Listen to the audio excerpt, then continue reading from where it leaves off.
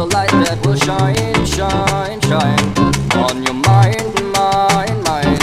Yeah, so bright, bright, bright, bright, bright that will shine, shine, shine.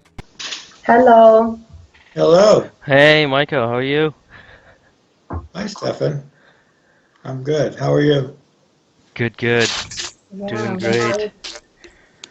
I don't know if Oh, you've seen any of our presentations. They're all over the place, really, you know. good. So, yeah, we read some of your stuff, and it's really a pleasure to meet you. Christina actually showed me some of your articles, and it's the way you write it. It's really nice. It's impressive. Kind of really the wavelength that we are thinking about Mhm. Good. stuff. hmm Yeah. Yeah.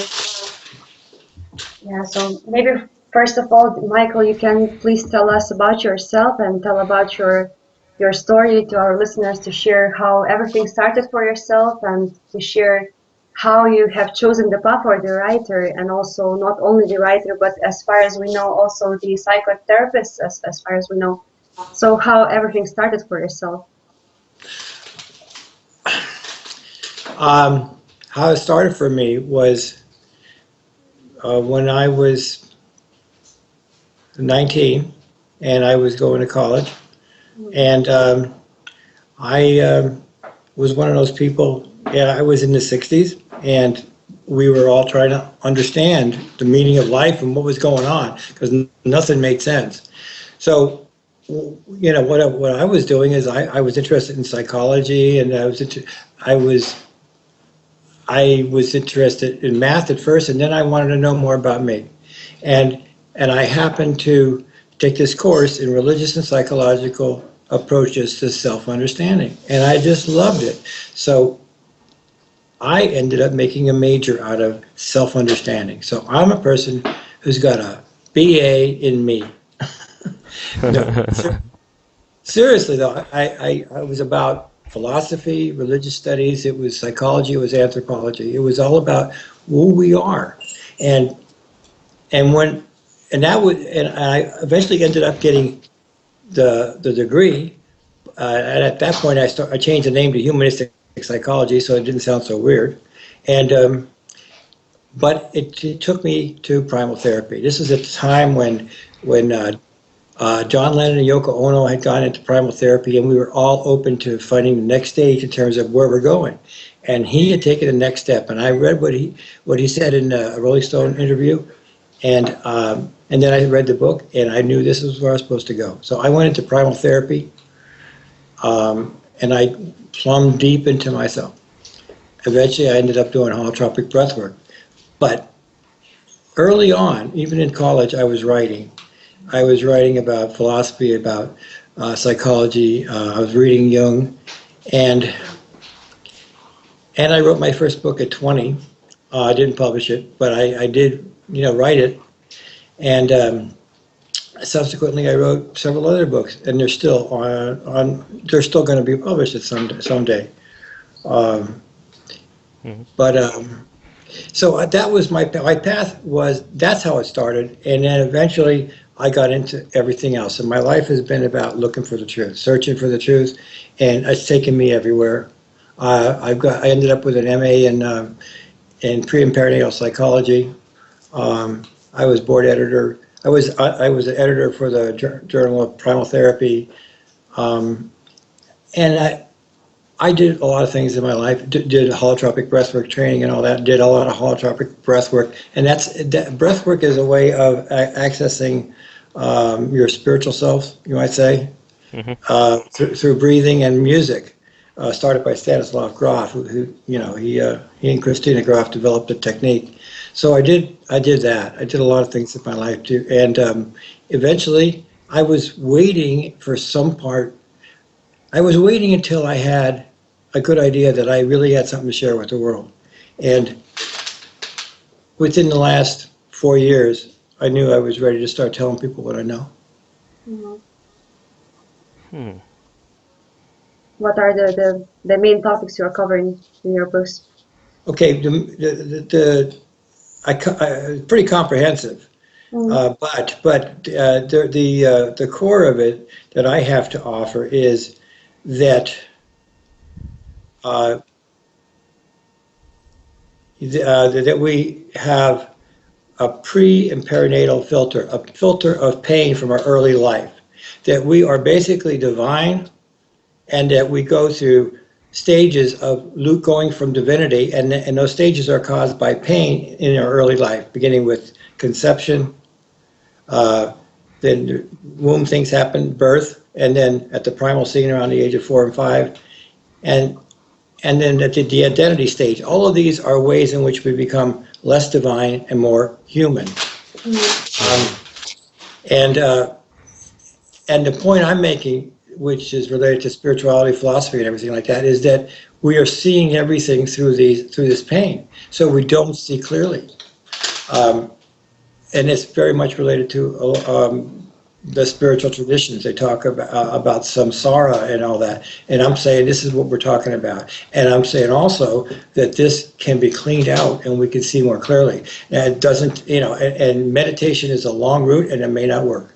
So, but meditation is of course helpful. But there is ways of processing this stuff to be able to see more clearly. That's the essence of what I'm working on. That's the essence that is the core of what my voice is that is what I can add to the whole mix, and beyond that, I take that into politics, the movement, the history. I take that into I from that perspective, I'm looking at the evolution of humanity. I talk about not just the devolution of consciousness coming into this world, and then the evolution back out, where we come back to divinity, go back home. But I'm also talking about how, as humans, we separated from the world of nature, and I go through the stages of how that happened, and it is related to birth pain, and this is in the anthropological records that. We are the species that ended up with birth pain, and we're the species that ended up out of that birth pain creating all this stuff like language, religion, ritual, because we're trying to connect back with a divinity that which the planet mates, the other species on this planet, they are naturally in tune with it. We separated from that. We are the prodigal humans, which is the name of the book I'll be working on next. Mm-hmm. So awesome. We're the prodigal humans, and I'm also saying that not only can we, in our personal life, our individual life, we devolve from divinity, and then we can evolve back into it by surrendering to divinity again, gradually over time, through the course of our life. But that as a species, we're in a crisis, and we have been going on for millions of years. And we've been gradually devolving because birth pain began when we stood up, and we stood up, and our pelvic was adjusted differently, so that birth happened in a way that was harder than any other species, and we start becoming born premature. Because of all this, we are the species that, I don't know, randomly or God chose to be different from all of nature. And what happened is we got crazier and crazier, and it just became, we're acting out our birth pain. And that's another thing that I deal with, is like I can show throughout history how we are taking that birth pain that we have as a species, and we're turning it into the evil of the world. We're acting it out. And what I'm saying is that, and eventually we're destroying the planet, and it's all part of the fact that we were suffocated in the womb. So we're destroying the planet, we're suffocating ourselves with the air. We continually recreate the stuff that happened to us in the womb and at birth. And to that extent, because we're doing that, we're going to kill ourselves off. We're going to destroy the planet, and it's happening fast. So we have to change course rapidly. We have to regain our divine nature, our real human nature, with the kind human nature, the one that is in tune with natural world. We have to regain that quickly, and we have to stop the destruction of this planet. So we have to reverse as individuals, and we have to reverse as a species. It's called what I'm calling the primal return. We have to get back to our roots. Yeah, yeah. Christina and I were just talking about that right before. And when you just were talking about pain, we continue to hurt ourselves when we are out of the womb into this world and grow up. We continuously Mhm.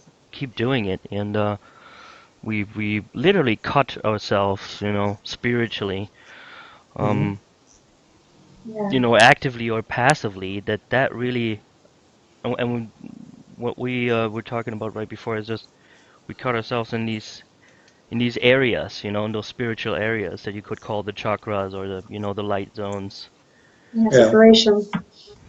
you That's know. what?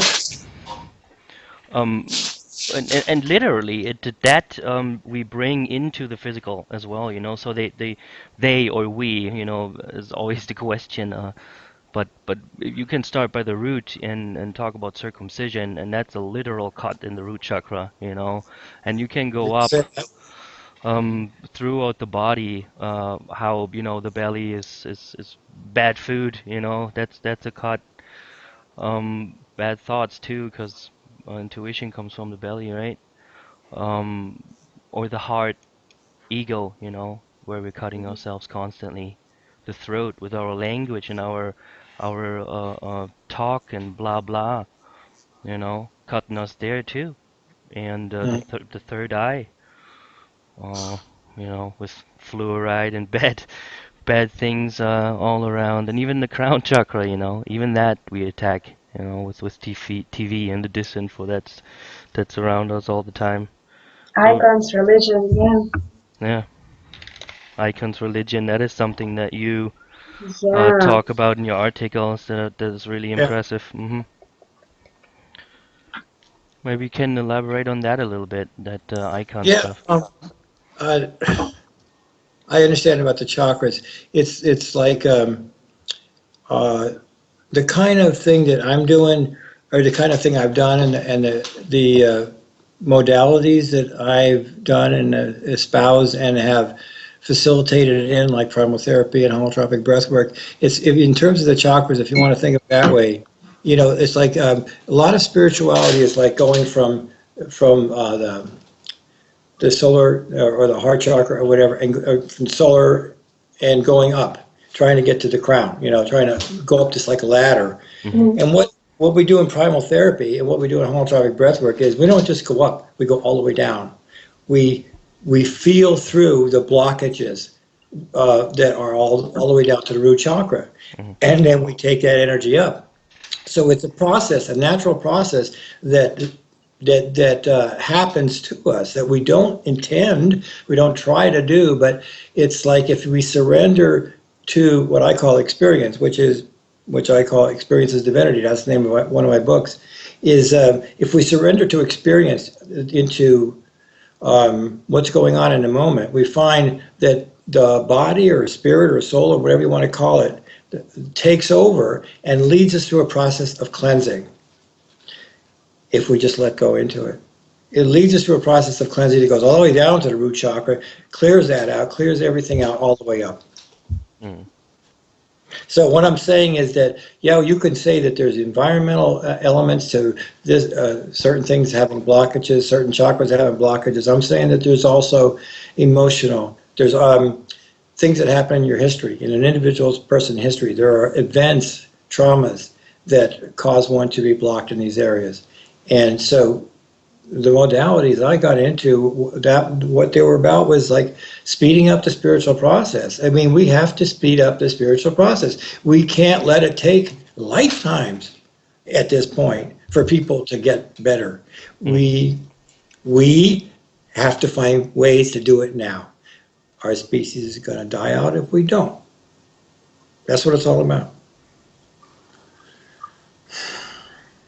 Yeah. And that's that reversal of the light, huh? If you, I always see the prism, that Pink Floyd cover, where Mhm. the one light goes into the seven rays, the seven ways, the rays or ways that we're going. But there's really only one way, and that's backwards. So maybe we just have to play the record backwards, see what Yeah, happens. Well, yeah, it's kind of like that. It's kind of like that. I like to think that, um, when they talk about light and prism and the many colors, what we're talking about is not physical. Of course, it's not like we're talking about real light. We're talking about divinity, and divinity is an experience. It's not something we see like we see light. It's an experience, and that experience is experience of totality, which includes all the colors too, which is all the other feelings, all the other experiences we've had. So what I'm saying is that yeah, we have to that it's light. Life is not about getting back to the light. It's about surrendering to all the experiences, letting yourself have all of life. And when you do that, you find that you can have moments where you are light and all of the other stuff combined. And that's what I think divinity is. Hmm. It's not about, the colors, which means all the experiences of life, all the things. We have bad experiences, we have good experiences. That's what makes the rainbow of life. But it's not like some are divine and some are not, and we're supposed to get rid of bad things and go to good things. No, we have to embrace it all, and that doesn't mean act it out, but it means letting it all come into consciousness, Hmm. so that one embrace it all, and in doing that, eventually one finds that it is all good, it's all perfect, it doesn't have to be any different, and that's a hard thing to get. It's a hard thing to understand or to come to that realization that it's all perfect the way it was and the way it is at the moment. Hmm. And that is what the light is. But you see, it's a light that doesn't eliminate the colors. Yeah, You know yeah, what I mean? it's allegorical, definitely. Exactly. Yeah. And the number's the same, it's the seven rays, and the Yeah. seven is looking for the underlying truth, the hidden stuff, and in a way the Yeah. seven looks like a one, so it's right there too. Yeah. There you go. Okay. That's true. That's Yeah. just the hints that, There are right in hints. your That's right. face. Yeah. Exactly. I call them breadcrumbs from the divine, Oh, leading us back. and we're Hansel and Gretel. Yes. Yes. Yes, there was a part of us, and it's interesting, Hansel and Gretel, because they did it, right? They left the breadcrumbs so they could find their way back. Well, that's a wonderful metaphor, Hansel and Gretel, Hmm. right? Hmm. They ended up going into this place. They left breadcrumbs. Oh my God, that's a good one. They left breadcrumbs for themselves, and so their divine self left a way to get back, and then Guess they what got to what that this. was? What they found was the bread house, the house made of bread. Yes. What is that? That is the womb. Exactly. Yes, exactly. So, That is the and what womb. they were going to be put into an oven. Is that Hmm. right?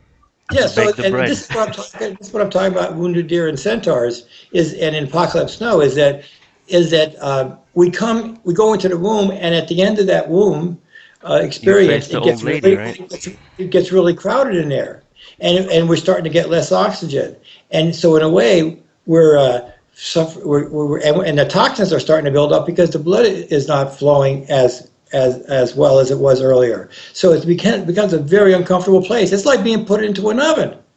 Yeah. So yeah, it's the womb, and then it's like there's all the traumas right there. But that is a great. I'm going to use that, Hansel and Gretel, because we as divinity left ourselves a path to get back home. Yeah, yeah, yeah. Really, all the Grimm's. I looked a little bit into that. All the fairy tales have this notion. You can go to Bill Donahue actually did a little bit on that too, with Snow White, I think, and the hippocampus being the white horse and stuff like that. And if you look at the seven dwarfs and they're carrying the crystal sarcophagus, which is our body, the seven chakras, right? And then the last one stumbles over the root. He's the root chakra, right? And she spits up the piece of knowledge and comes back to life in her crystal sarcophagus, right? And then the prince comes on the white horse and blah blah blah. Always the same Yeah. thing, the awakening through the inner work, the separation, and divinity within, right? That we have to go back to. hmm Yeah, it's funny you should mention Snow White because I did a interpretation of that at length in several of my books. Hmm. But I'm looking at it differently, though. It's All right. looking at it pre and perinatally, like how well, like for example, she gets eaten by the wolf. That's a perfect metaphor for getting going into birth and then being reborn. So I look at those kind of things, Right. and I don't want to make it too complex, but there's all these things where the bad mother, the queen, the bad queen, she does all these things. It's like the Mm. mother doing the things to the fetus, right? So Yeah. it's like she tries to poison. I mean, this is like I was saying, at the late stages of pregnancy. Late in the third trimester. It's horrible in the womb, and this is has an imprint on us for life that we act out, and it's about being suffocated. It's about being constricted, and it's about being force-fed toxins because there's a buildup of toxins. Mhm. So what happens? She gives them the mother gives Snow White a poison apple, which is the toxins building up, and she has some kind of corset that she ties really tight, which is the constriction. You know, so the Snow White's telling us this is what happened to us. And the interesting thing is that Snow White ends up becoming unconscious, Hmm. which is kind of like what we do. Because of these traumas in our womb and early birth, we become less conscious. Okay?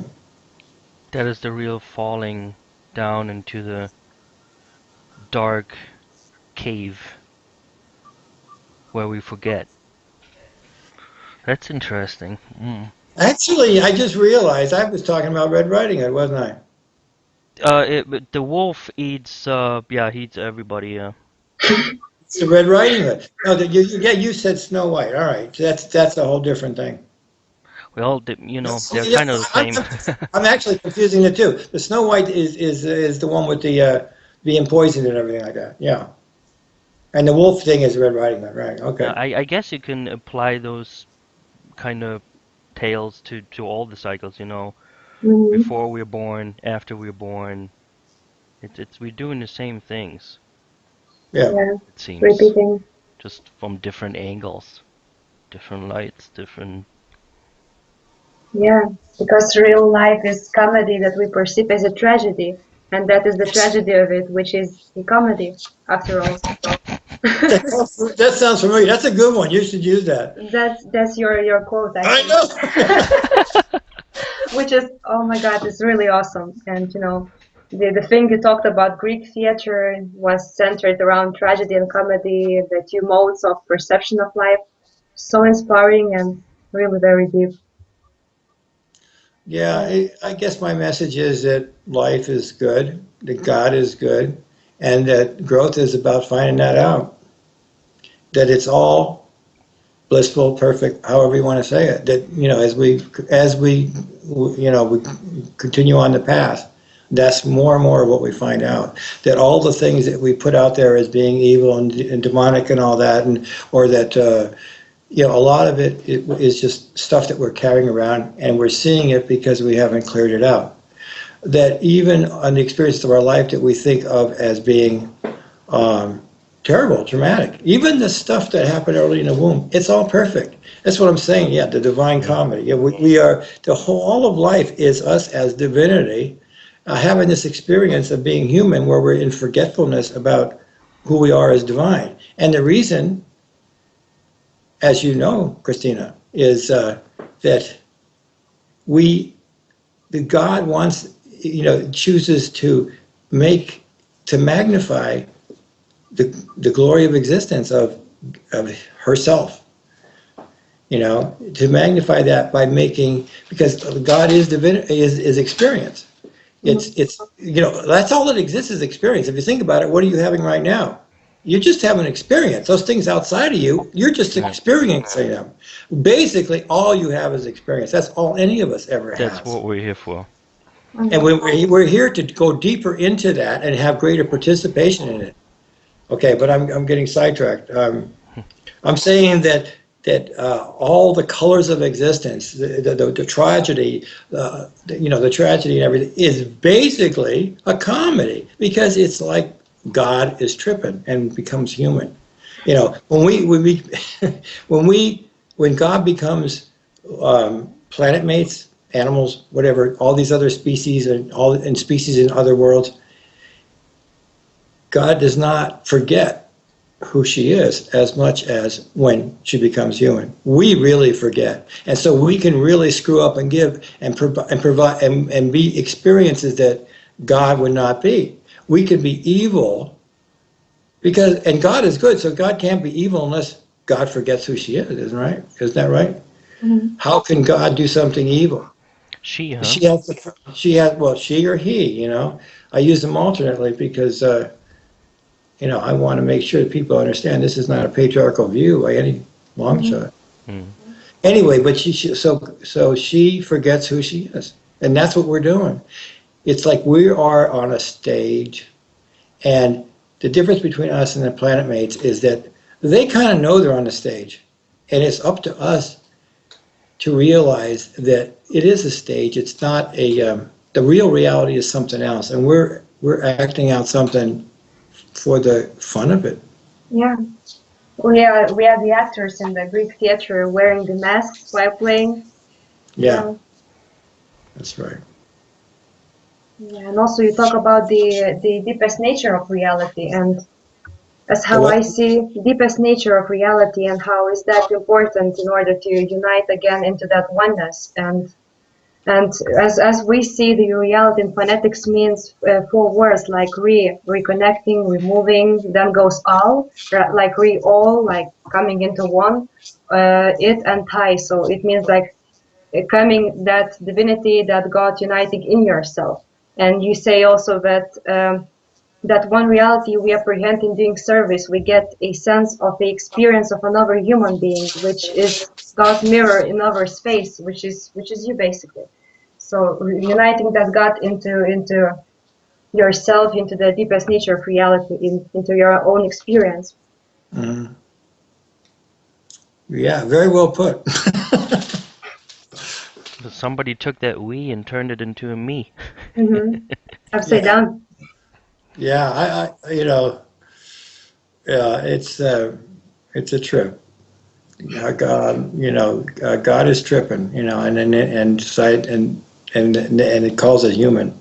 We call it human. We're tripping. Basically, we're having varied experiences instead of the all. Mhm. You know, um, and this is, you probably know, Christina, you've been reading my stuff, that the interesting thing about that is how can we be both God and human at the same time? I mean, how can we be divinity?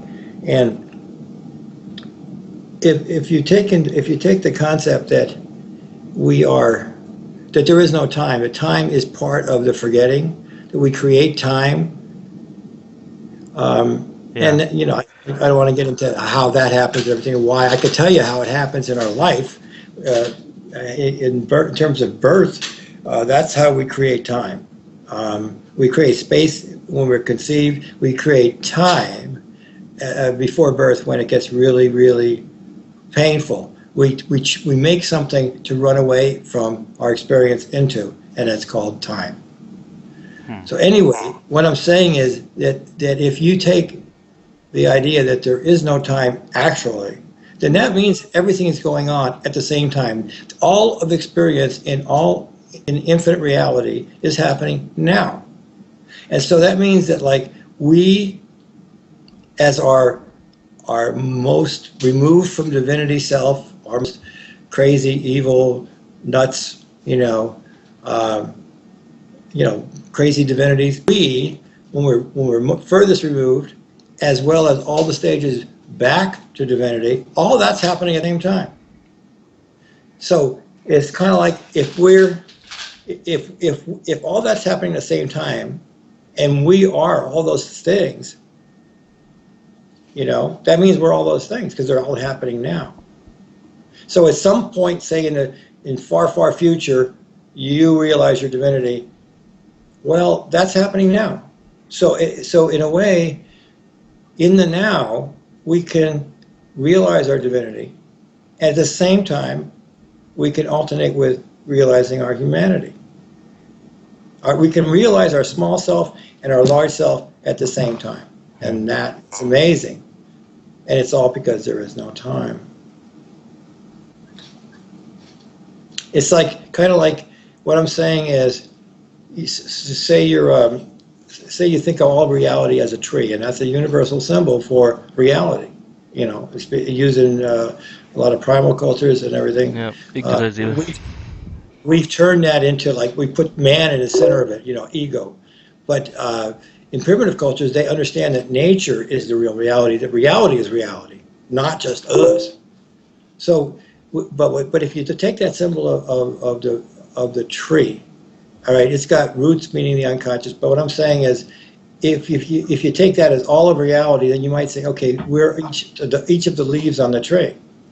Okay, but the leaf has its own life. It comes out, it grows, it knows of rain, it knows of the summer, it knows of the heat, and it also knows of the drying up and the dying and all that. And all those are little experiences, all those are individual experiences of each leaf.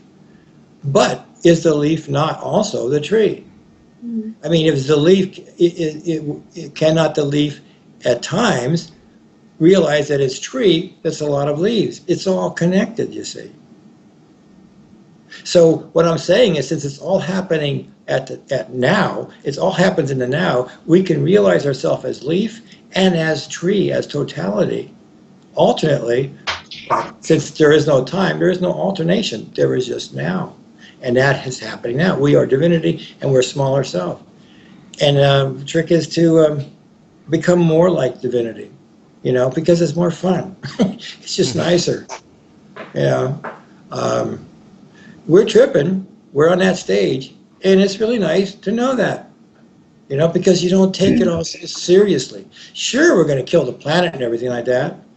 Yeah. But hey, what an adventure this is, It's like we get to be here now, me, you, Christina, we get to be here now at the turning of this species. This is a grand story. Now, maybe we're going to fail. We're going to destroy everything along with ourselves. We're going to irradiate the planet. We're going to become like Mars. Maybe that's going to happen, and we're on our way to doing that. Fukushima and all the rest. But maybe it's going to be the greatest story ever told, as far as we know.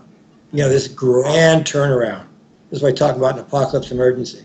It's grand turnaround where, hey, we are right now focusing on a time where humanity does something incredible that it's not had to do for all these millions of years. Yeah. And we all show up for it. It's like, hey. Now we gotta get to work, huh? It's pretty cool, though. Isn't that pretty cool? I mean, Jesus, if you want to be in, there's somebody who said a blessing is to live in interesting times. I mean, how could it get more interesting than this? Yeah. As bad as it is that Kali Yuga going on and everything gets worse and worse and worse, and there's more and more lies. Well, this is also the time in which the truth can shine more brightly against that darkness. And This is also, we got a lot of work to do, and we can pull off something if we all, we can all work together. Yeah. This is the time where the truth of the saying, we're all in this together, it was never more patently true than this. Yeah. More and more people waking up, and more people actually, asking the question to themselves really. What am I? What am I doing? and this becoming active part in yourself, and then applying it with your hands in our world, and then doing the good. That is really what we have to do. And the best way to tell this wonderful story is if we're telling it and not somebody else, right? That's right. Because we destroyed ourselves. So Yeah. We have exactly that kind of a progression in the way we do it. We have to wake up inside. We have to Hmm. realize more than the small self. Realize that there's something greater than what we think is reality. You know, just the job and the doing what society tells us to do, and having the, you know, the getting married and having the 2.1 kids or whatever, and just driving around in your car, going back and forth to work, and, you know, making sure that you have Sunday dinner, whatever the hell it is. It's Hmm. every culture. Every culture is different. We have to wake up and realize there's a lot more to that, and it's pretty trippy. It's really nice to find this other stuff out, you Yeah. know. And But we keep have to do asking. more. We have to do more than that, because when we find out this other stuff, we're expanding our consciousness beyond just our limited, you know, materialistic self. We're beginning to realize there are energies and experiences and feelings of compassion, like you were saying, Christina, that through service we realize the divinity in other people. We realize that we are the same. That our experience is the same. That we're Mm-hmm. all. Yeah. And so what I'm saying is that that is the progression. We go from waking up to realizing that we're surrounded by divinity everywhere, by all these people. And then we can go beyond that and realize that all of life, all of the planet mates and everything are all part of divinity. And at that point, that moves us into action. Because how can we not be compassionate, caring, and all the rest? We're more divine. How can we not be that and realize that all this stuff is in danger right now? How can we Yeah. not do something about it? You see? So that pulls us into action. So it starts with awakening, it goes into expanded love, compassion, and then it goes into action. It goes into action. You know, like love is the second stage, you might say. There's awakening, and then we start beginning to experience love and unity with other people. We're Yeah. beginning the reunion, as you were saying, Christina. Mm-hmm. And then beyond that, we realize that, hey, if this is a trip and this is the stage that we're on and all that, well, hey, let's do something. Let's make it interesting too. Let's be part of the solution, Yeah. you know? Because as a small self, we are the problem. And Yeah. that's where we are right now. Yeah. Everybody is at that point, and we just got to keep asking those questions. And the questions, some of those question words are giving it away. For example, maybe, right? If you look at maybe and make two words out of it, then it may be if you just do it, Mm-hmm. right? It Absolutely. calls for action. And the same with That's perhaps. right. Perhaps is through happening. Mm-hmm. Yeah, that's good. You I like know? that. So it Yeah. calls for action. It calls for that self-control of realizing. And I'm just putting emphasis on a point because sometimes the question just is the answer. You know? So we have to keep asking the question because that's what's gonna bring you to standing up, getting off your ass, and starting to do something of some sort. It doesn't matter what it is. Cleaning the house. Mm-hmm. What? Cl- Cleaning the house. Cleaning the house, literally and spiritually, you know? Yeah. Yeah. Yeah. Yeah. And I also wrote something down while you were talking about And then the go trip, outside, yep. tripping about the God. You said, I just wrote something down like God is tripping and we are his visions, and we are God's visions while God is tripping. So it's like everything is interconnected and we are mirrors, and it's only up to us what we are going to do with ourselves. Yeah. Yeah. We are visions. I've sometimes likened it to like, yeah, we are divinity essentially, but we're like divinity that's, since it can be anything, is decided to play an infinite number of video games. You know, then we get lost in the game and forget that we're divinity. Yep. Mm.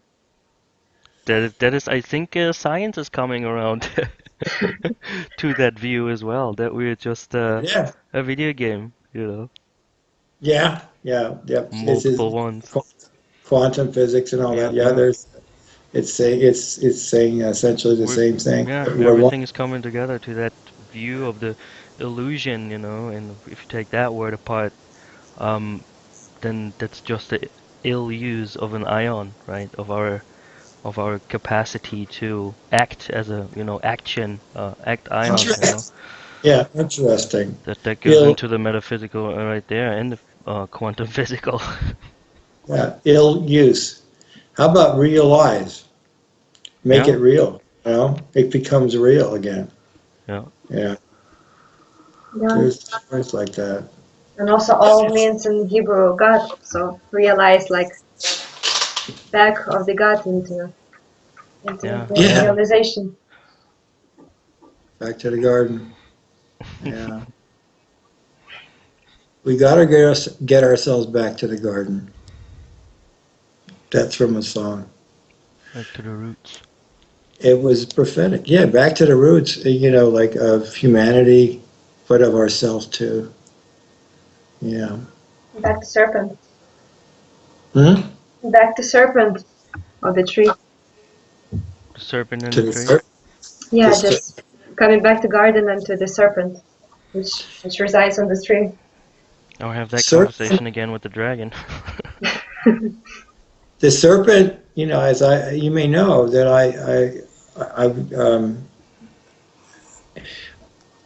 this person I know wrote a book called, about the serpent being a serpent and dragons being, the serpent is similar to a dragon being like a symbol of birth pain because it's fiery, it's burning. Uh, the serpent is like a birth canal. Yeah. And it also constricts, the boa constrictor. It can kill you that way. It also can kill you by poison. And these are the things that happen in late stages of pregnancy. So what we're saying in the Garden of Eden is that it was blissful. We were planet mates. We were in tune with nature, and it was wonderful. And we got to get ourselves back to that, by the way. But what happened is the serpent, as the birth pain came in, and this birth pain just happened when we stood up, and our pelvic bone got changed, and the angle of our pelvis, to our torso, Uh-huh. you know, the angles got changed. It got harder for the baby to come out, and so we Yeah. started getting born sooner and sooner and sooner, because that way the birth pain would not be that traumatic. We are born, relatively speaking, halfway between where we should be if we were planet mates. In other words, our gestation should be like 18 months if we want to come out at the level of development of our nearest planet mates. And what I'm getting to is that the whole thing, and this is in my book Planet Mates, by the way, and in Falls from Grace, that the whole thing that the Eden myth is telling us that, yeah, that's our essential nature, and that, yeah, we had birth pain, and it created all this crazy thoughts and everything like that. Because we have pain, we have a lot of meditation around it to try and keep that pain down. This is what we do. Most of our mental life is about defending against the pain we would otherwise feel. So that serpent, making us think and making us doubt and making us do all this stuff, and then we get cast out of Garden of Eden. Yeah, we're lost in this world where now we have to work. We're not surrendered to divinity anymore. We're not surrendered to nature with a capital N, which is to the natural. We're not surrendered to that anymore. And We're lost in a world. We're prodigal humans now, and we have to do everything by the sweat of our brow. It's like we cannot take advantage of the fact that we are divine and we have access to divinity at all times. We cannot do that because we've forgotten. We've forgotten it. So we're doing things the hard way. where's the People, umbilical cord in there? The umbilical cord. Have you thought about that? in the Garden of Eden, No, I mean because you just described, the way of being born, in that way, and how you, go through the serpent out, pretty much, and get thrown out of the Garden of Eden because you took that bite, that afterbirth with you or whatever. What could the umbilical cord be in that? I might have to think about that. I mean, Mm, that calls for more than just a off the cuff answer. mm. Um, I just listened to a lot of shows lately that but you describe see, some of but these. keep in Yeah. mind what I'm saying is not about what things become are other things in symbols, but I'm talking about what experiences. Myth describes experiences we've had as a species, but it also describes experiences we've had as individuals. So everything you hear about myth and images, it's like, yeah, you can find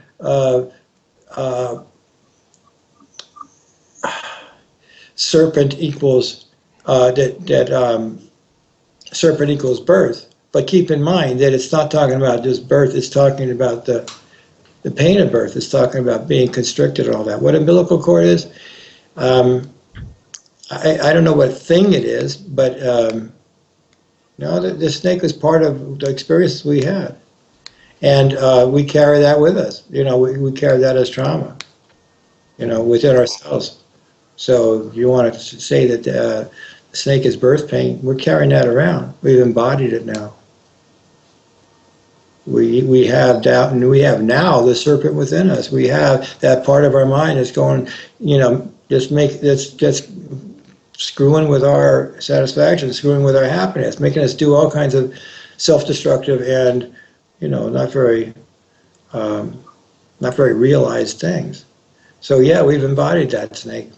Yeah, and snake also changes the skin of itself, you know, so snake also can be as a metaphor for our bodies, you know, how we interact in the material world, like we've forgotten the divinity because we are too embracing that body of the serpent. Yeah, that's true. The serpent becomes a metaphor for beginnings and endings, for birth and death. And that is the way it is experientially, because when we are being born, it's so traumatic. It's the closest we come to dying until we actually die. In other words, it's not factually, it may be factually true, I don't know. But experientially it's true that we feel that we're going to die. We don't know we're going to live. We don't know we're going to make it out into the world. It's a traumatic event. And yes, so the serpent, it represents both the pain, but it also represents that we did make it. The serpent sheds its skin. That means we've made it into the world. And now, so that becomes, yes, it becomes a metaphor for both birth and the pain of it, but also for rebirth and transformation. So it's like at the beginning of life, the serpent comes out, and at the end of life, again, there's rebirth too. I mean, you know, death is a rebirth into another beingness. You know? Trip. Another trip, yeah. I don't know what that's like. I mean, part of me does, you know. Part of me knows everything, you know. Yes. But I can't bring it to mind right now. What the after-death state is, the no-form state. A part of me is in it right now, but I can't. I've managed to forget, like we all have, and so that I'm learning it all is kind of neat. That's again, that's the thing. We forget as divinity. We make it all more interesting, because if divinity just stayed static, and just everything is, you know, and like everything is known, well, would that be very interesting? There's no change, there's no interest, but you see, when we forget, it's like when we as divinity, when she forgets, then when she realizes again, it's all new. It's not same, you know, it's not the same. It's like a trip, you know? It's like if we knew it all and it just stayed that way, it wouldn't be very interesting. We have to forget in order to remember, and the remembering is wonderful. That's what we do. You know, how often in life we do peekaboos? It's a fun thing to do. A peekaboo is when you pretend that you're going to do something that's wrong to somebody or something, and then you go, ha, just kidding. You know, we do that with peekaboo. But there's so many things.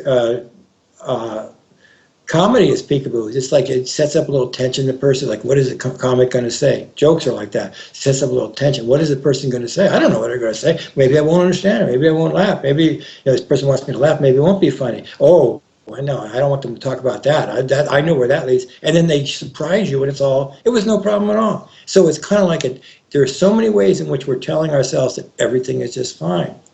Mm-hmm. So life itself is a peekaboo. We basically go into it thinking, and we end up forgetting, and we end up going, oh my God, this is pretty bad. What's going on? I don't know. And then we end up going through life feeling parts of that pain. And then eventually, at the end of life, we go, oh, damn, that was fun. That was trippy. It was all fine all the time. Yeah. And And No. sometimes we realize that in life, which is nice. We look back on our life and we go, wow, I hated that at the time, but I'm glad it happened to me. It was all great because it got me to where I am, and where I am is pretty good. So that's like a peekaboo. We see our life as a peekaboo, and I'm saying, and I think we go into the no form state, we become aware of it all, and we realize it's all perfect. Yeah. We can always remember same things in new ways by forgetting them.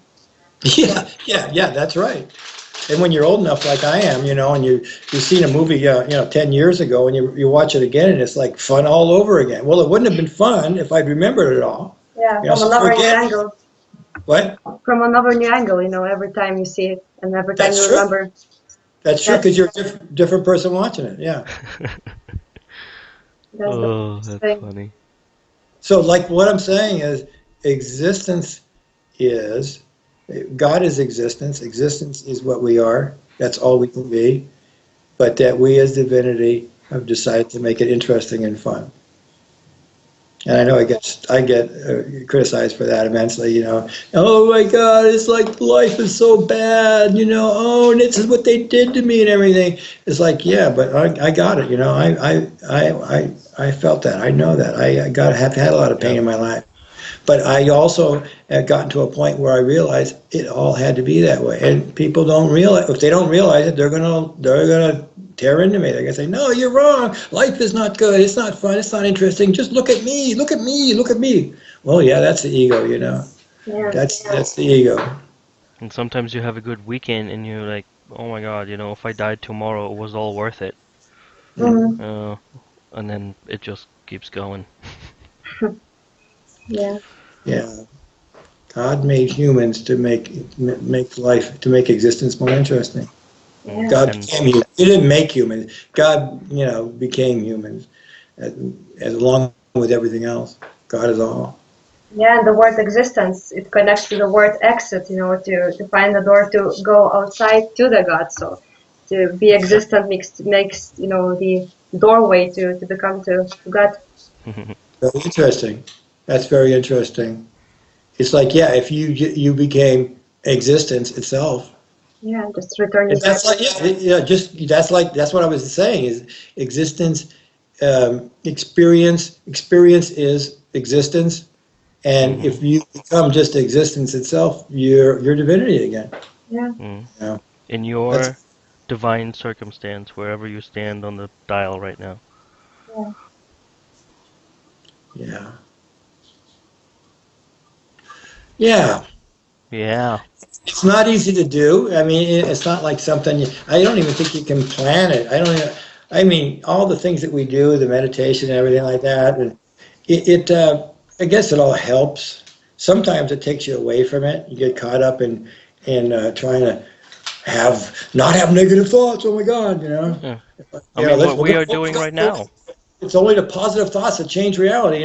Yeah, we got to manifest and train. Well, why are you controlling reality so fucking much? I mean, excuse me, but like just let it be. It's like it's happening to you. Yeah. Stop trying to run away from it. That's the problem. We ran away as divinity from divinity, and we constantly are running away from it. So if we use spiritual pursuits to run away from reality, that's kind of like, hey, I'm going to control my thoughts. It's like, I don't want that darkness in me. Oh, well, that's like separating the world into two things and making one of them bad. It's like if we just let everything happen, the bad thoughts and everything, we don't have to act out. Let's hope at a certain point where we can have a bad thought and not act out on it. Let's hope that that we can think about all the evil in the world and everything without having to go out ourselves and do it.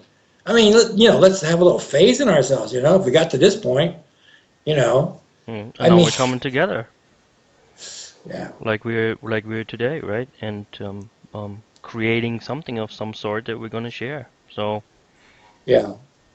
But my um, point is, it's all about going into that existence. It's all about going into existence, and existence is the way it is. It's not the way we're going to control it. It's the way it comes to us.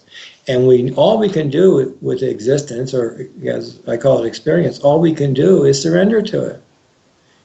If we try and control it, that's the problem. That's the ego coming in. We have to let ourselves be taught by that. And yeah, eventually, as you were saying, Stefan, it brings us all back together again. That's part of the reunion yeah. to divinity is we have a reunion with each other and we feel closer to each other. Mhm. Drop the We're learning. mask, right? Drop the armor, drop the mask, and that's That's where right. your article comes in with a question that Christina loved about the naked God. Yeah, that was amazing, Claude. You said in one of your notes, you asked one question, what does God look like naked?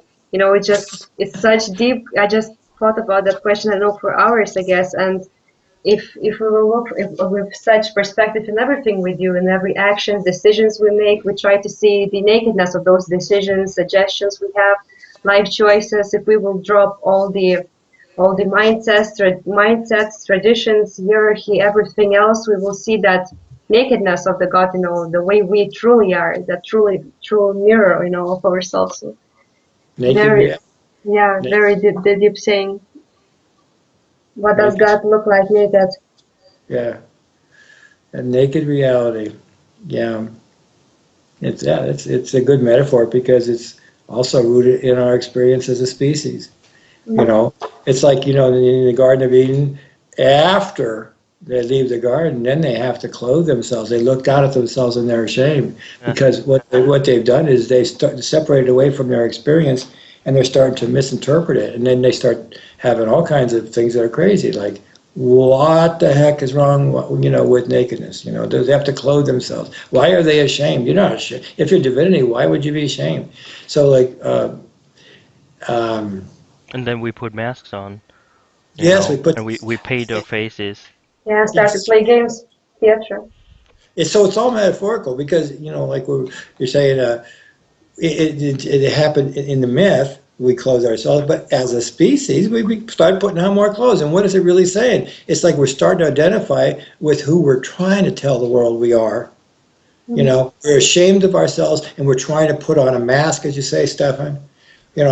But also the mask is not just on the face, it's on your body too. Mhm. You call it clothes.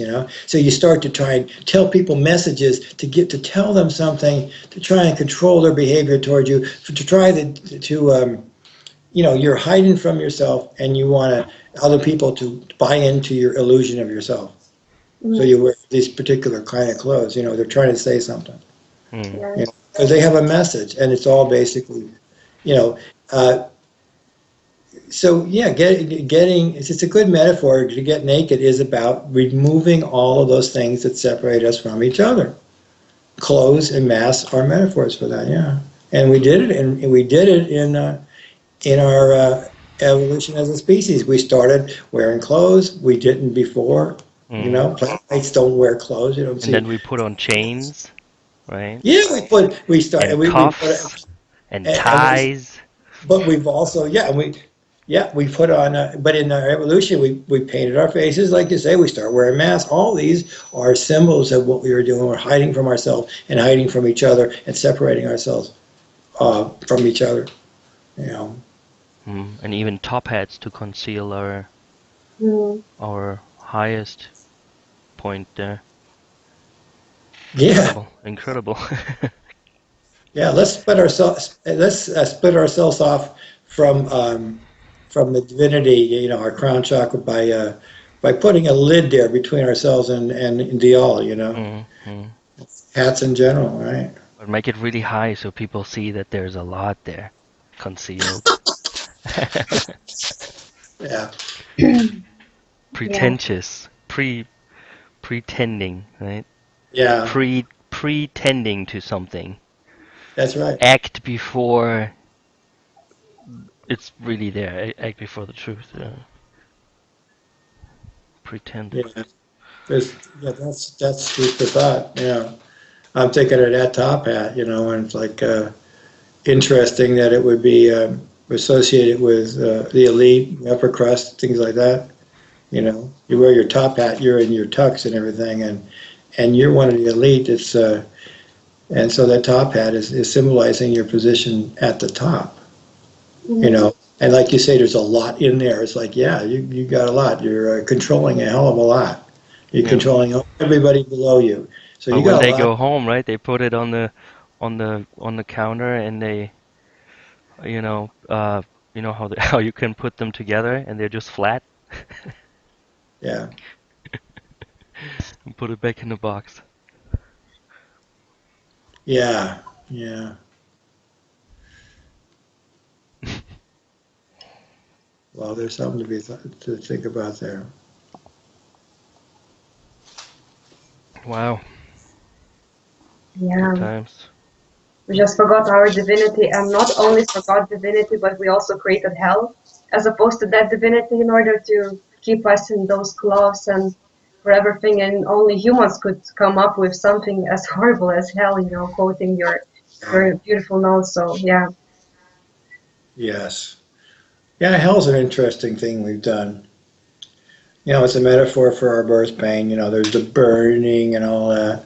And, if you look at the Divine Comedy, uh, Dante's Divine Comedy, and he goes through hell, and there's all these symbols of the things we go through in the womb. So what we've done is we said the things that happen to us in the womb, they're really out there. They're not experiences. They're real places, and we're going to go there again. Well, of course we fear that. When we have a bad experience, we always fear we're going to go back there. So we create this hell. We think there's traumatic events in our lives, but instead of connecting with them, we project them out there, and then we're afraid of them. We're going to go to it again. Then we use it to control people too. It's but yeah, it's like wow, what a concept. I mean, Hmm. that this place of unbearable pain. Yeah, we felt there was a time in our life when we felt that pain never was not going to end, and it was unbearable. We thought we were going to die. We thought we were going to die, but And that's the benefit. we're being taught to control each other rather than to take self-control, of our being, Yeah. to be that example that just draws everybody to think about it and do the same thing, critical mass stuff. Yeah, well, I guess self-control is better than controlling others. I'm not big on self-control either, though, because I don't believe that we have to have an ego that's controlling ourselves. Like, oh my God, it's going to get out of control. Our body is going to go do it. Yeah, I don't have a fearful look at life. There has to be controlled. We will be taught by our experience. We'll be taught by our body, and like, who gives a damn? How it happens. It's like we should trust ourselves. We're not going to be bad Mhm. people. We're going to get out of control and do stuff. And that's what I meant. That's taking control of your thoughts, because you know now. You don't have to ask the question anymore. You go to the call for action. You just, and that is self-control, just kind of automatically going. You don't even think about it anymore. But then That it's not that's automatic. self-control. But then it's not self-control. I know other people call that self-control, but what you just said, it's not control. It's like we just do it automatically. That's my point. My point is that self-control can be a way to separate ourselves from divinity. Just like, oh, we're gonna, there was this comedy. There was this comedy routine from back in the early '70s, '60s, Child's Garden of Grass, and in one part of it, it was supposed to be about these hippies made it, and it was about how the experience of being on pot. It was pretty insightful, and it was like there's this one part where there's this somebody who's a weightlifter, and he's lifting, it's like, "Ugh!" He goes, I can lift 500 pounds over my head with one hand or something. And he goes, but still, nobody likes me. It's, there's that thing about we can control, we can control, we can control, but it may not be a good thing. It may be separating us from other people, you know? Yeah. It may, it's kind of like it can be repression. Mm-hmm. It's like you can't be controlled and so spontaneous at the same time. And spontaneity is where divinity is. It's in the immediate moment in the experience. It's in spontaneity. And if you're controlled, you are not. You are living in your mind. You know, you're going from here. You're going. I am going to do this next. It's like your life becomes a to-do list, and you're constantly just working on the next thing. And I'm not going to do these other things because those other things are being told to you by your body. And your body, like we learned in the 60s and 70s that there's the wisdom of the body. Alan Watts wrote a book, The Wisdom of the Body. And of course, in primal therapy, that's what it's all about, is that the body is a metaphor for our experience. And by controlling that, we are controlling what we're going to learn. Yeah. We're going to control how we're going to grow. And who the hell are we to be telling ourselves how to grow? I mean, I don't think a person should have a goal and go for it. I think the person should find a goal and then one will go for it. Like you were saying, it's totally it's a totally different way of looking at it. Like you said, when you have compassion, when it comes, then you're going to have a mission in life. Then you're going to care. Caring is what we should look for. We should look for the feeling that will lead to the action. Not that we shouldn't take the result and try to have the feeling that will make it happen. That's backwards. Yeah. We got to come from the inside out. So maybe instead of controlling, less coming to embracing. Yes, exactly. That's the less searching, more finding, more the. That's right. You can seek and everything like that, but be ready to discover. I mean, be the way you are. Vision. Yeah. Well, like you may have read the thing I wrote about Christina, where I say when there's a saying at a certain stage of enlightenment, if there's a Buddha on the path, kill him. Because what this is that's that self-control again. It's that the Buddha is telling you to do this and do that. It's kind of like the map. It's the words, and if you're focused on the thing that's pointing to the way, the thing that's pointing to reality, and you're going for that, at a certain point you got to get rid of that, because it's just the finger that's pointing. It's the guru is directing you somewhere, and if you focus on the guru, if you focus on the Buddha, if you focus on the words, if you focus on the map is not the territory. The territory is experience. Yeah, like Michael Adzema said, perhaps the greatest myth being purveyed is that myths are just only myths. Like it's only a map, nothing else. Yeah. Myths are maps. As all knowledge, higher knowledge is. They're maps. But there is an experiential reality that it's pointing to. Like this, so that's a good example. Like if you believe Garden of Eden really happened, in historically, well, you're not going to get the message that is telling you something about where you went wrong. We went wrong as a species. Where you went wrong in your individual life, and you're not getting the message that we can go back and get it back. That it's a part of us. We never really left it. And this whole thing about hell and all that stuff, it's like if we realize that these are experiential realities, then we don't have to go acting and being in fear. We missed the good news. The good news is we can get it back. That we never really lost it. A part of ourselves never really lost it. And, we can tap into that part that's beyond our immediate self by going into the now. We're going into the now, we go into the all.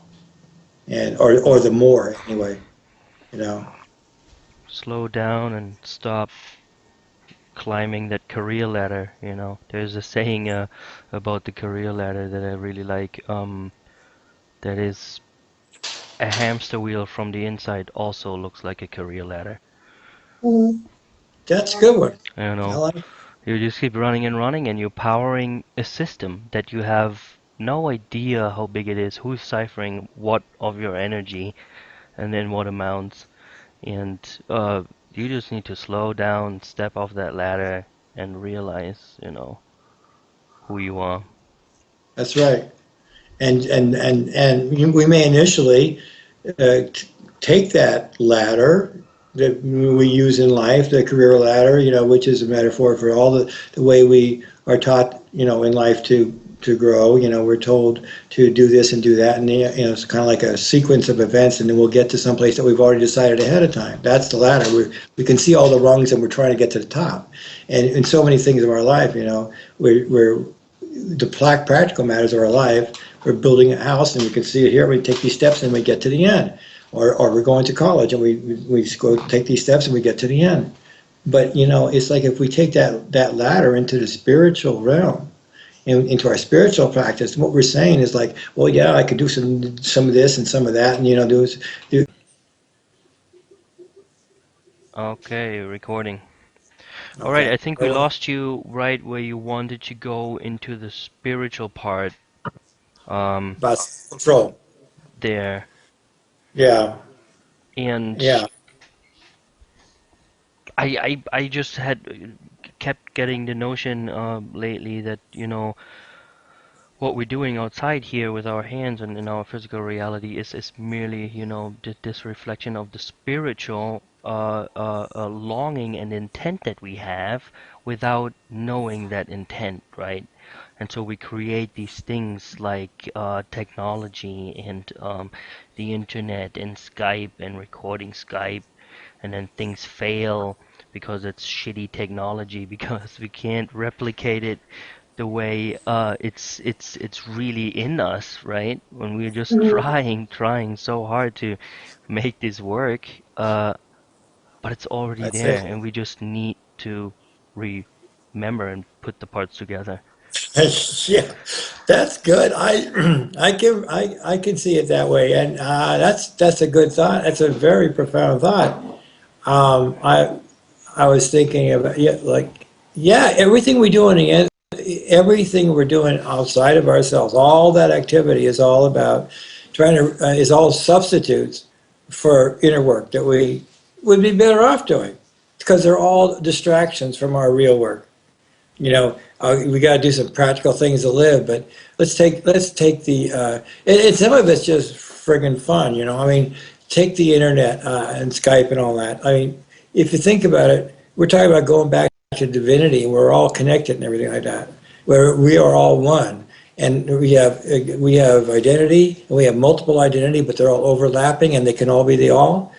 Wow, isn't that the internet? Isn't the internet and isn't the internet like all these minds coming together? Isn't that a lot like divinity? So in a way, aren't we recreating what we want and what we can have on the inside? And it doesn't have any technical difficulties like we just had. So it's like, yeah, we're showing ourselves where we need to go. And everything you say, all the things you say, the technology and everything like that, they're all metaphors for Yeah. spiritual work we should do. You know, um, it is related to the self-control and the path, the step path. I mean, because if we take the substitute, the substitute actions, the things we do in the world, if we, oh, I'm going to get in trouble for the next. No, I'm not going to say that. If we take into account the things we do in the world, and we take that into the inner realm, we can. It's kind of like we start to see the spiritual path as like a class we take, or a course at the university, where you take one class, and eventually you'll get to that degree, but you see the whole path ahead of time. And some people see spirituality that way. Oh, you control your thoughts, and then you go to this, and then you meditate, and you keep all the bad thoughts out. And you do, that's bad meditation, but. They have this idea. Kel Wilber espouses it, where that we have to be really self-controlled, and then that's the ultimate goal. That's consciousness, keeping out all bad thoughts and having self-control. And it's like, wow, that's to me is like the ultimate in the expansion of the ego. But it is, what do we do in the outside world? That's the way we handle accomplishing things in the outside world. We set out and we know ahead of time what the stages are. And that's the difference, because in a spiritual path, you don't get to know. If you already knew it, you'd already have it. So you have to be ready to learn. There's that metaphor, there's that story of the, where Westerner goes to some kind of Chinese guru or something like that, and the Westerner says, I want to know everything. I want you to teach me. And all of the enlightened what does is pour some tea or something like that, and the Westerner goes, well, what's this all about? The first learning is, I can't pour any more tea into your cup. You have to empty it first. Mm-hmm. It's like we have to throw away all the to-dos and the how-tos on a spiritual path. We have to learn from our experience. We have to learn from our experience. Our experience will tell us, and then contemplating our experience will give us information too. But immediate experience is where it takes us to divinity. Yeah. And everything is a map, and technology is also a map. It points to telepathy, to biolocation, all those things. And if we will use them in order to remember everything, and as you say, to come back to divinity, everything is here. We just have to use those tools, start to see them. Yeah, those things, all these things do happen on the path. As we go into our experience, we find out experience is a lot more glorious and magnificent and multifaceted and complex than we ever imagined. Oh, sure, there's lots of feelings and everything like that, but since we're all overlapping entities, we are identities, we're a multi, universe is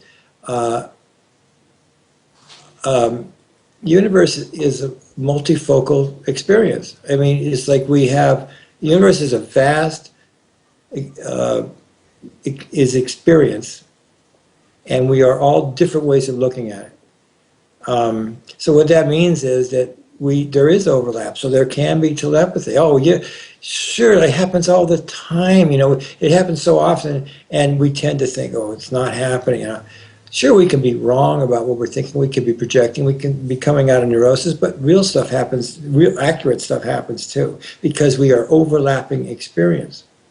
We're overlapping, and ultimately we're the drop. But ultimately, it's like we're the drop of water. But ultimately, we're the ocean.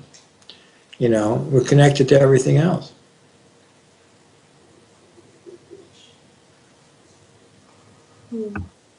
So anyway, what I was getting to was that if you take the how-tos of spirituality, if you take spirituality as something that you do this and you do that, and you meditate and then you do this, and and that you use self-control and all that, if you apply that to the spiritual path, then you're not on the spiritual path, you're on the ego path. You're becoming an enlightened ego where you can say, I am enlightened. It's like you haven't surrendered. There's two kinds of spiritual paths. There's one of control of the inner world. There's one of attainment, accomplishment, and that's just continuing the old patriarchal, the whole human neurosis thing of controlling everything. That's what we did when we have pain, because we got pain coming into the world, and because we have that pain, we are fearful, and because we're fearful, we want to control things. We create time, and then we imagine things are going to happen in the future, so we have to control the present. For God's sakes, it better not happen.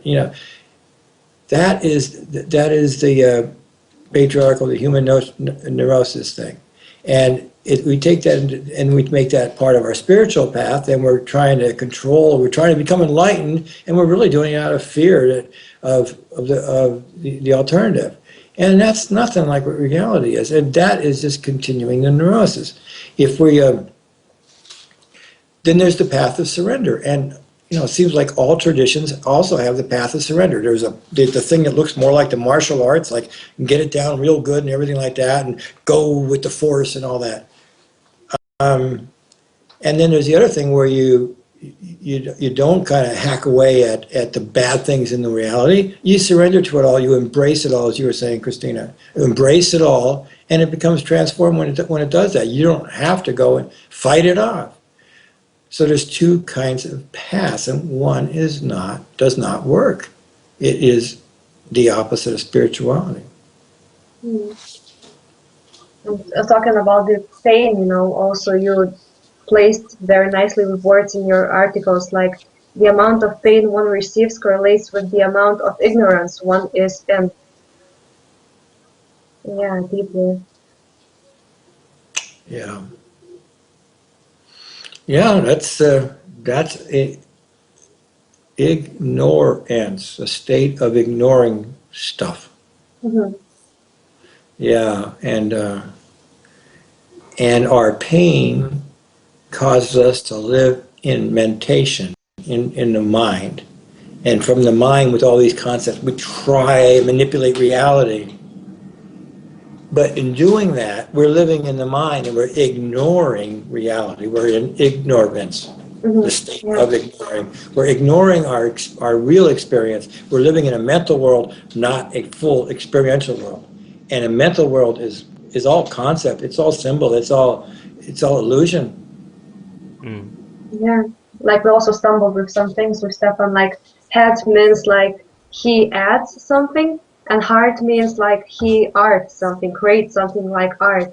So those two differences between head, like adding something, like ego likes to put some gloves, some boxes upon the things, and the heart actually creates everything. That's the deepest work, and That's pretty good. That's pretty good. He, heart. Yeah, and he adds. Yeah, and he adds. Yeah, wow. That's good. That's real friggin' good. He adds, like I'm saying, it's the spiritual path where you add. You go up this path. You go on this stage-like progression, and you get to another level and another level. You keep adding levels to your idea of what you're supposed to be. Yeah, until you become lost. Yeah. It's like, and there you can only end up where you think you're supposed to be, and you can't be taught. You're going to go. It's like following a map to a city. You're going to end up at that city. Whereas if you go with your heart, it's art, and art is about feeling, and it's about intuition. It's about receiving information that you then transform. Yeah, head and heart, pretty good, Christina. I like that. Yeah, and also, when you're believing something that can be easily taken from you because it's not coming from the depths of yourself, And when you're knowing something, arting something, creating from yourself, no one can take that away from you. So it can also be connected to the lives of ours, our divinity, when we remember the things. Remember, like, coming all the members again into one, like, remembering. Yeah. Yeah. That's good. That's good. I like that. So much to learn as well. I like and I especially like the word remembering. It's like we are all members and we're going to reunite.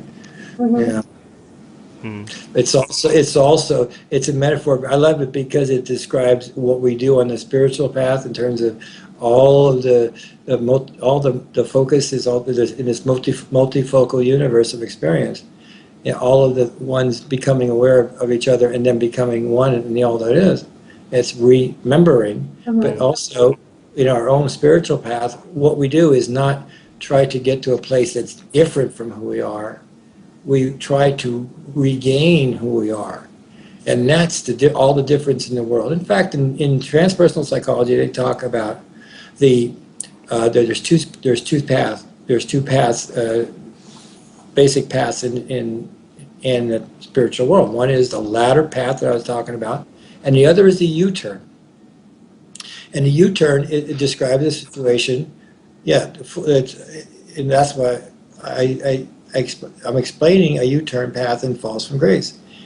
the evolution, the revolution and devolution of consciousness. And because what I'm saying is, like I said, we come from divinity into the world, and then we get furthest from divinity by the time we're an adult. By the time we're an adult, we've managed to forget all the good stuff that we have inside, and society helps us with that. How nice! And then at some point, Jung said it was the second half of the life, during the midlife crisis and everything, that we start to, hey, I want to go back home. I don't want to be here. It's like we realize we've strayed and we're lost. So we want to go back, and we try to. So that's the U-turn path. And in order to do that, we have to remember. We have to take those members that we cut off and said, nope, society says that's not good, that's not good, that's not good, telepathy is not good. Being spontaneous is not good. Laughing too much is not good. Moving your hands too much is not good. Be still, sit still. You do all these things. You say, don't do that, don't do that, don't do that. And you become kitty drowner, butterfly masher. You become a shell of a person who ends up doing all kinds of stuff to other people because of the lack of self inside. Yeah. Okay, so what we do in the second half of life, if we're lucky, if we're whatever, is we get those members back, we take them back, and we become all those things that we left behind. That's why on the path is the inner child. We go back and get the things that we let go of in childhood because our society told us that wasn't fucking good. Yeah, we're stop behaving like bee and hive, We stop behaving. Oh, that is good. Wow, be a hive. Yeah, the hive mind. Wow. Yeah, and when you were saying remembering, I always take it, or you can take it really, really deep in all the levels, not just the members of society coming together, but the literal parts, like you said, that you cut off from yourself, and even deeper into the cellular structure, into the inner alchemical structure, where you put back together the chemicals that need to work together for you to reach that certain level of self-understanding.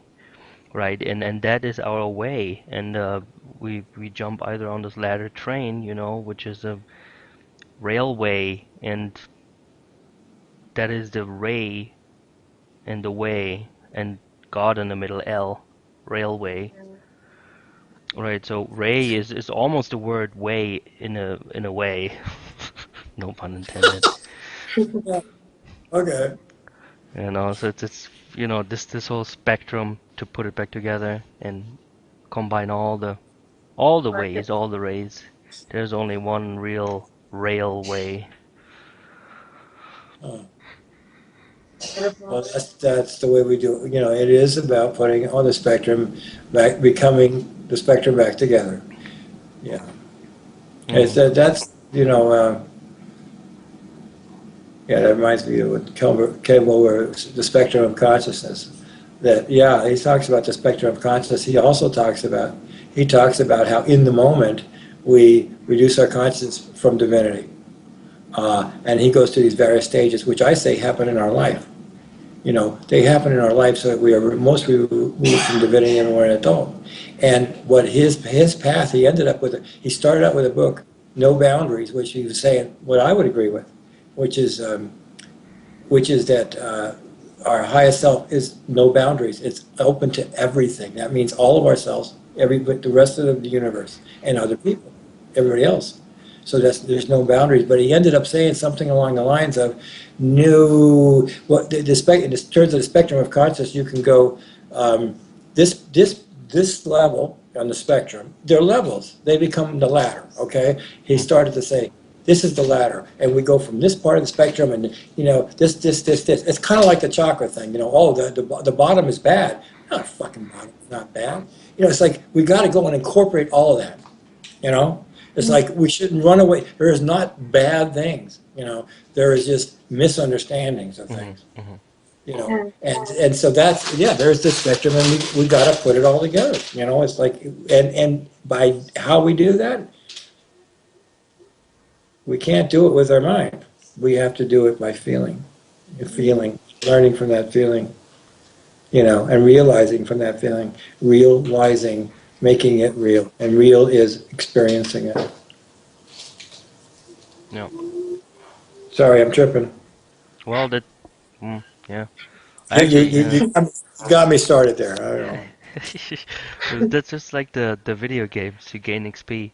That's all. Most of Yeah, them do. That is yeah. another really, and some of these games actually go really, really deep into the spiritual stuff. You walk around in these fantasy worlds and you Hmm. hooking up with all kinds of forces and people, and you gain your shells, and at the end you get stripped down anyways, and Yeah. But from what I understand about video games, and I don't do them. I'm aware of other people doing them, and I know how it works.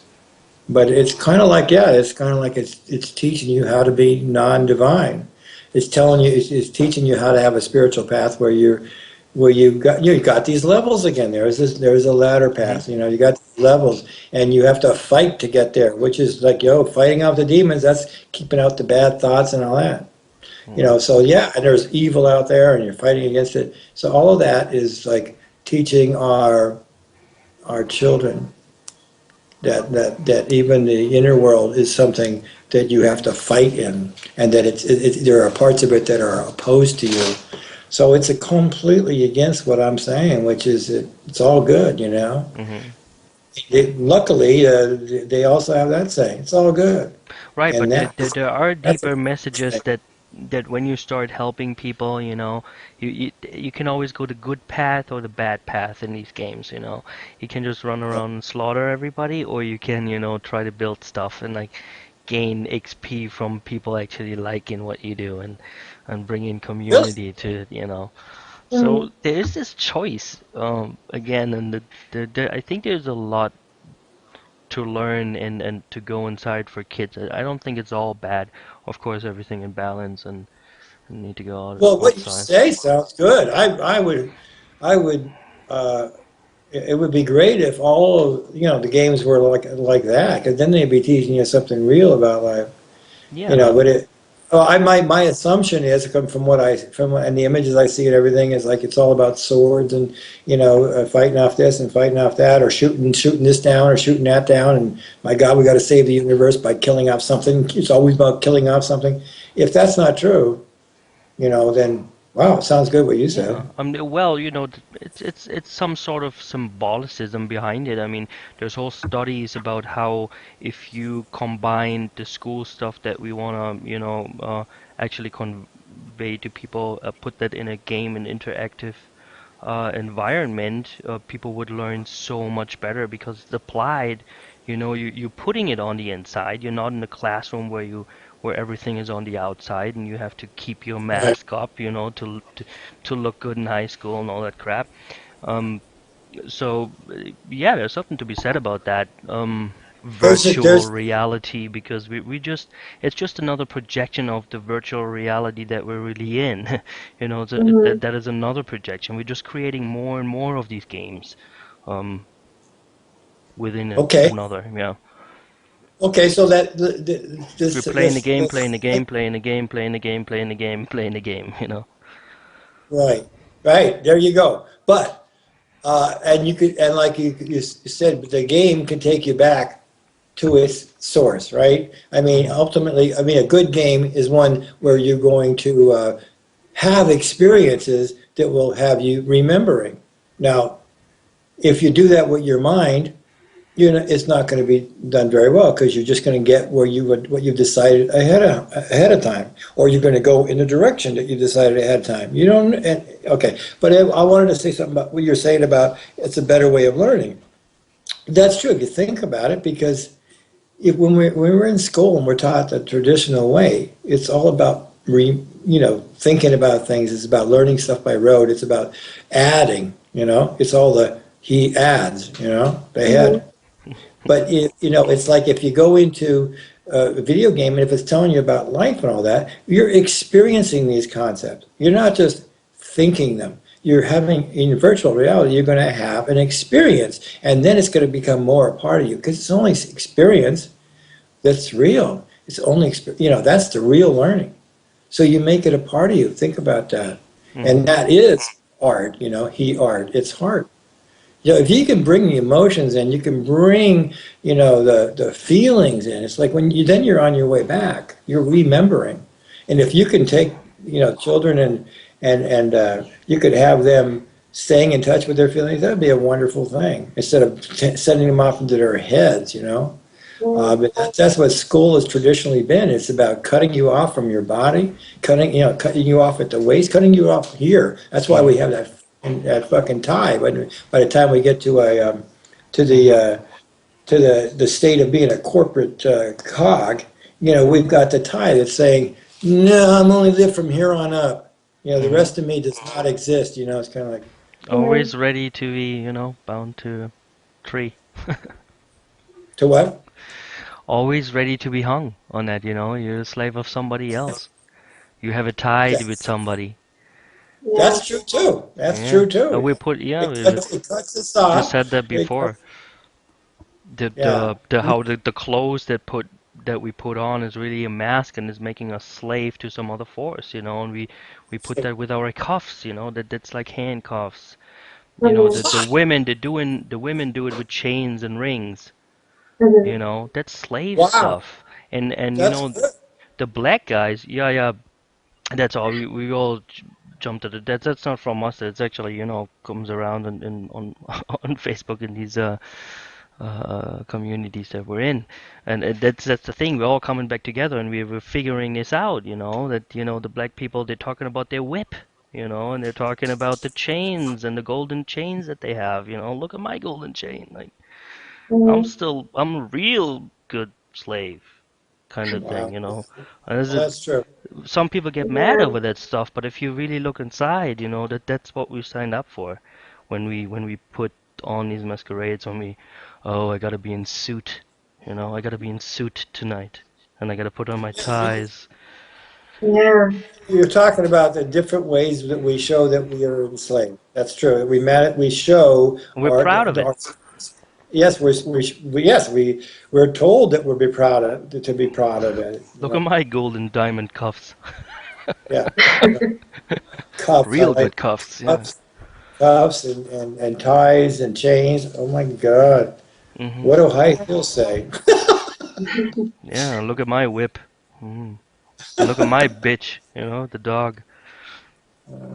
It's all these yeah, put ourselves in these boxes, put ourselves in these projections of these, yeah, virtual reality games, video games.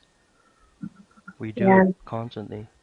And for experience, we can escape that, when we're experiencing and can go outside from that. Like Hmm. also in the games, as you said, escape button when your computer starts lagging. Yeah, keep asking the question, is this real? Is this real? Is this back to Yeah, God? Is this back to the God cancel, okay. divinity? And then we find the answer that we, um, are going to act. That's what we said before. That we go into action. So every time we do that, we create something as humanity, and really That's this circle and spiral of things needs to just, I guess, yeah, it's getting harder and harder to find a middle because maybe it spirals out more and more. I don't know. it's getting harder to find a what? The middle because we spiral out more and more because the construct that we're in at the time construct that we put it in, it's a spiral. I Hmm. know we're getting a little crazy here, but That's pretty friggin' out there. uh, yeah, yeah. Uh, it's very analytical, but it's very philosophical. What would like, are you talking about the path being a spiral? I don't know. Hmm. Well, I guess all of it. Yeah, I knew this was gonna be a very philosophical one. Just that's the way how you portray things in your article. So we were really looking forward to that, to just really go out there. Yeah. Sure, sure. Yeah, but I'm not sure how, I'm gonna have to think about how you're meaning that spiral. You're talking about, there's two ways that I'm thinking of that spiral as the path, you know, Yeah. there's one way of looking at the path where it's like we go around, we're going constantly up, like the spiral, we're spiraling up. Yeah. We're going constantly up, but so if you look at this, a spiral from the Mhm. side, it looks like a ladder. Yeah. And so we're going from a place that's bad to a place that's good, or from a place that's less to a place that's more. So that kind of spiral, okay, yes, we go around and round because our experience will take us around and around. But we have this illusion that it's going up. I used to think that life was like that. I used to think that the spiritual path was like that, but that was a long time ago. And I don't see it now as a spiral. I see it more as a mandala. Like in the East, there's lots Yeah. of mandala. And basically what they're saying is reality is not about spiraling up, it's about expanding out. So I see it as that growth is about expanding in all directions, at the Yes. same time. That means That's that we grow intellectually, at the same time we grow in a feeling sense, at the same time we grow in an interpersonal sense. And that the more we do in all that, that's not a stage up. That is just getting deeper into what we already are. We right, become but more who we are. you can take the spiral and put it not from bottom to top, you put it horizontal if you want. Oh, It's really the way how you look at it. And oh you yeah, can yeah. go back to the very roots of how we understand our solar system works, and that is spiraling through the uh, space or whatever you want to call it, right? So that spiral is probably contracting, like breathing, expanding and contracting. And when we're contracting, then we're also depressed. So then that's just the depression of it. That's when we expand again. That's when there's more room than your little mind has accounted for. That's when you feel put in the corner because you're depressed. You expanded yourself so much, now you have to catch up with yourself, go into the dark, shine that light, so you shine out that expanded growth that you had, and then can map that again and go up the spiral once more. um, You Another see how you said, you revolution. see how you had me there, but then you just said up the spiral. Yeah, another revolution. It's up the spiral, down the spiral. It's not really a direction. It's not really a time. It's movement. It's the act of the ion the action that will just Vibration.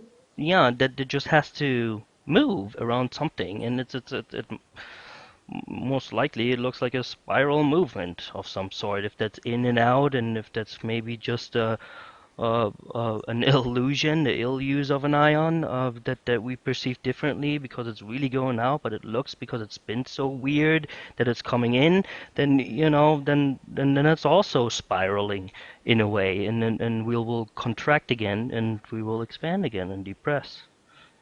Okay, Beautiful. okay, okay, but yeah, and you have me with that it can be considered, if you don't look at it as a spiral, as a spiraling up, but as a spiraling out. Yeah, that is kind of like what I'm saying. It's a pretty good metaphor for expanding out in all directions because you keep going around and around, and so you're encompassing all of yourself. Yeah. But the spiral also, if you think about it, it is saying that we're not separated from any of us. The whole includes the middle.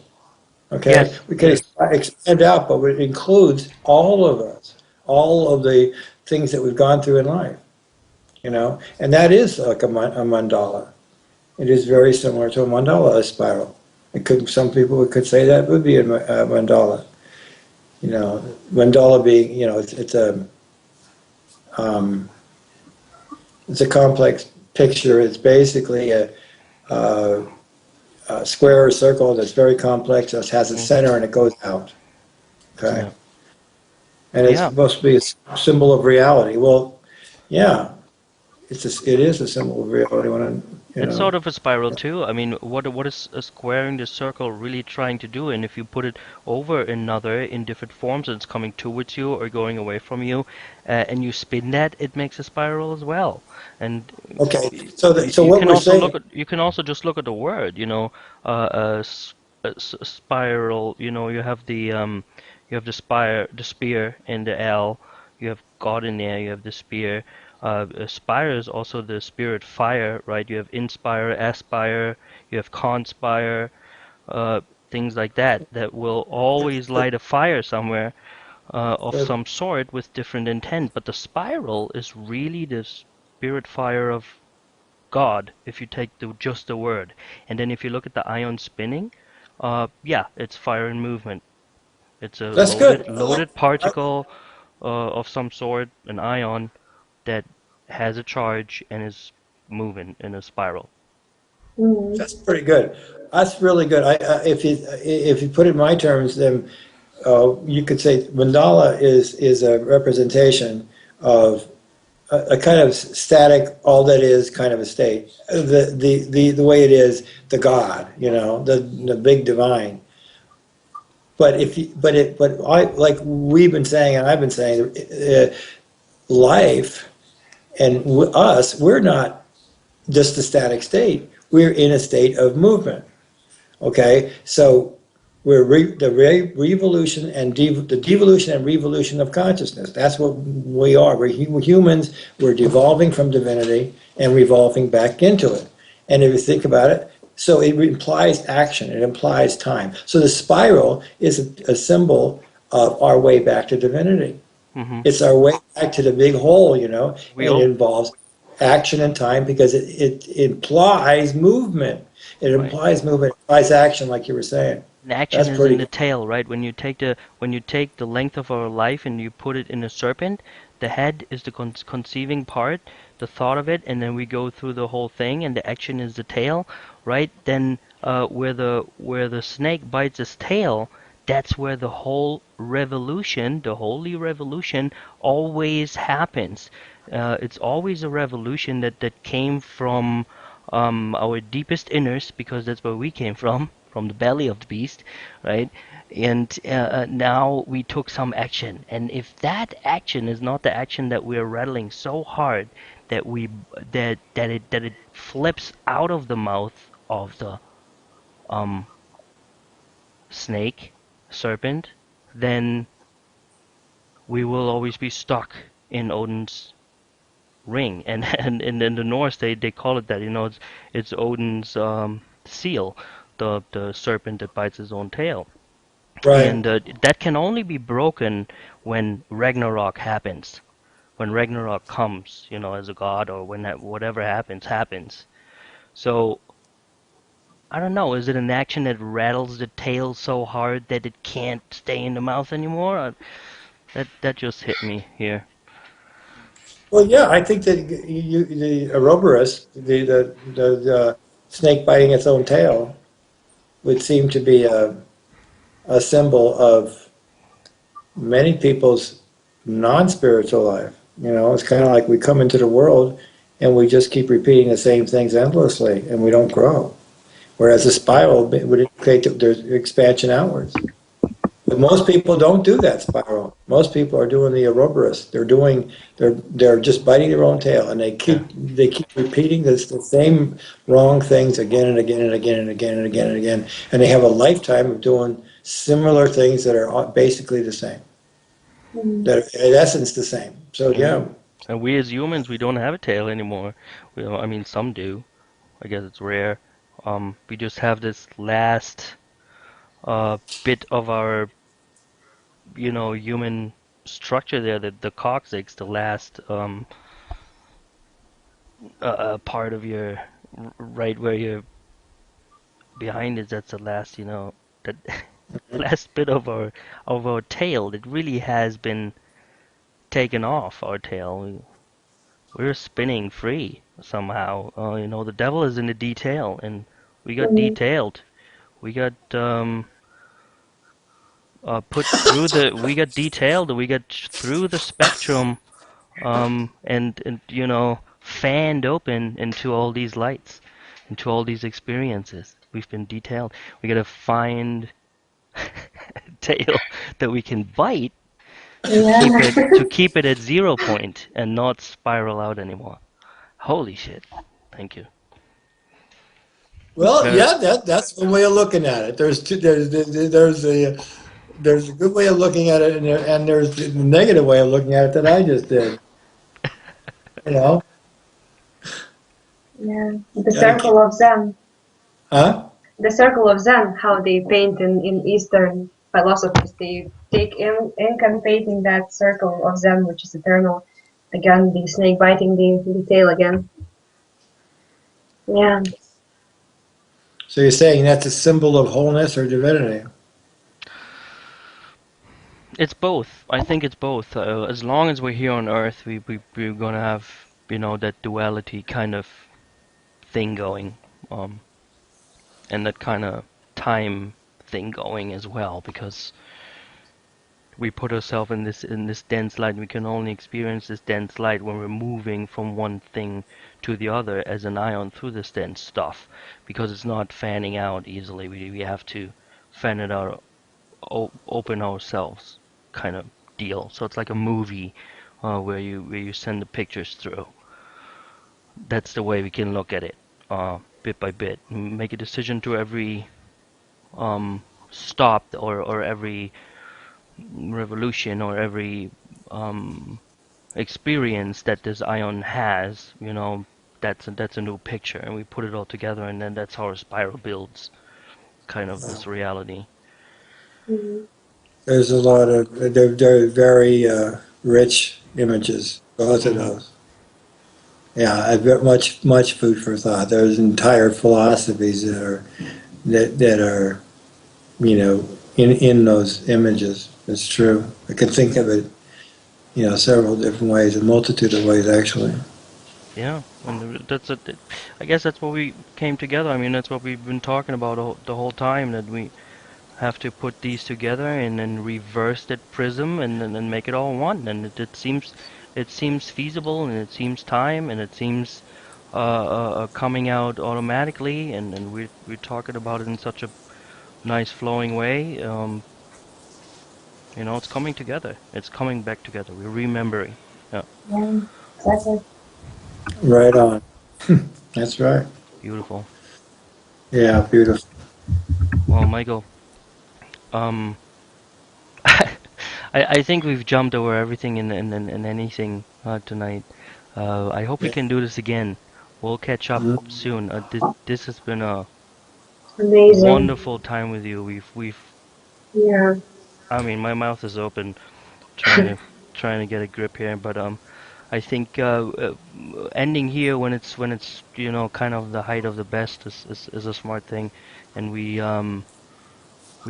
we put some good time in. So let me thank you here for your time and your inspiration. I think we've fed off each other a little bit tonight, and it was a great feeling. I will go home with, I guess, Christina as well. Sure So as well. Hmm. again, Oh, Yeah. Thank you so much. It's just thank you so like, thank you for much. inviting me. It's been fun. I'm glad. It's good to get to know you guys, and then we could do it again. Sure. Yeah, sure. Thanks anytime. for what you're doing. We'll be in touch. Give me a few days to cut this together, and we'll let you know when it's up. And yeah, Wonderful. mind blown. Wonderful. Wonderful. Yes. Have a good Yeah. night. It's been fun. Yeah, All so right. Bye We'll bye. see you bright, guys. bright, that See will ya. Bye bye. shine, Bye bye. shine, shine. Bright, bright, bright, bright, bright. On your mind, mind, mind.